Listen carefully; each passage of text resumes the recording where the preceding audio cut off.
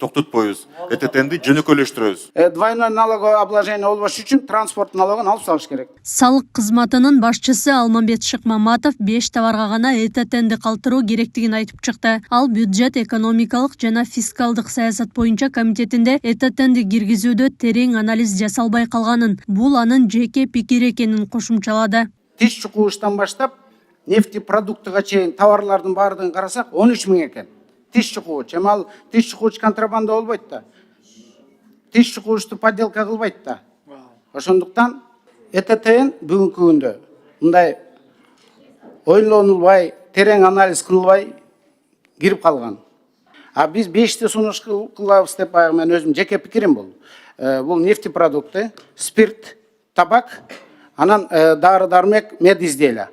Калганын баардыгын биз ЭТТНден бошотуп алып салышыбыз керек. Жыйында экономика жана коммерция министринин орун басары Искендер Асылкулов ЭТТНди иштетүү жеңил жана ыңгайлуу болушу керектигин белгилеп, Шыкмаматовдун пикирин колдой турганын билдирди. Экономика министрлиги дагы ушуну колдойт. В целом, баягы ЭТТНдин өзү иштелиши жөнөкөй, анан кийин ишкерлер үчүн жөнөкөй жана оңой болуш керек да.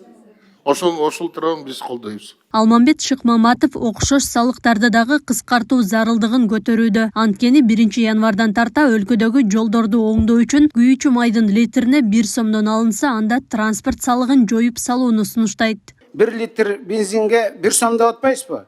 1 литр бензинге 1 сом болгондон кийин бул урматтуу депутаттар, негизи эле бул транспорт налогунун өзүнүн философиясы бул баягы ошол акчаны жолдоңдойлу деген болчу да. Бирок ал местный бюджетке түшүп, аны акимият жоломдомок беле, башка жака кетип калып атпайбы.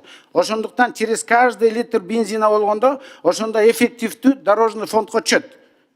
Машинаны айдайсың, 10 литр болсо, 10 литрге 1 сомдон төлөйсүң. В таком случае двойной налоговое обложение болбош үчүн транспорт налогун алып салыш керек. Налог на имущество транспортка деген бар да.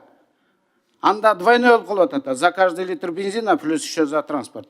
Ошондуктан менин бул урматтуу мындай депутаттар, бул менин жеке пикирим. Жыйында ЭТТН боюнча кызуу талкуу уланып, пикир келишпестиктер дагы болду. Министрлер кабинетинин төрагасынын орун басары Данияр Амангелдиев бул маселе дагы карала турганын кошумчалады. Относительно вопроса ЭТТН, это личное мнение Алмамбета Насырхановича.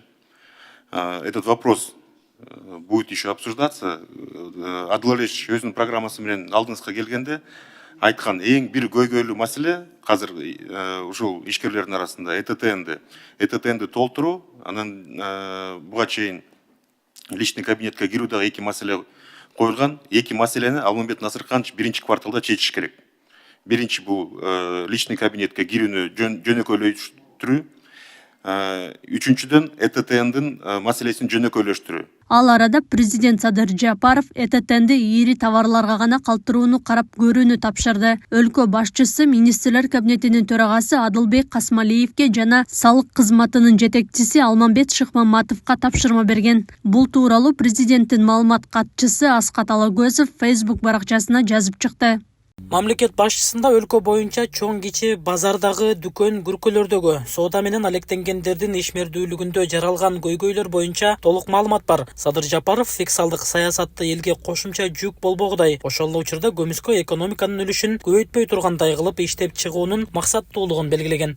ЭТТН боюнча коррупциялык схема түзүшүп, налоговиктер өздөрү Бишкек шаары боюнча ЭТНнын Бишкек шаары эле боюнча системасындагы атоозган же отклонен схемасы боюнча көмүскө экономиканын обороту 3,12 миллиард сом түзгөндүгү такталды. ЭТТН электрондук товардык транспорттук коштомо кагаздар. Буга байланыштуу салык кызматынын жетекчисинен тарта бир катар кызматкерлери иштен алынган. УКМК алар кызмат абалынан кыянаттык менен пайдаланып, жүк коштоочу документтерди артка чакыртып алып турганын билдирген. Натыйжада жалпы суммасы 3,2 миллиард сомдон ашуун зыян келтирилгени аныкталган. Ал арада президент Садыр Жапаров Акылбек Жапаровдун кызматтан кетишине салык саясатына байланыштуу мыйзамсыз аракеттер себеп болгонун айткан. Бирок өлкө бюджетин түзүүчү салык системасындагы ор койгон терс көрүнүштөр баарыбызды кейишке салды.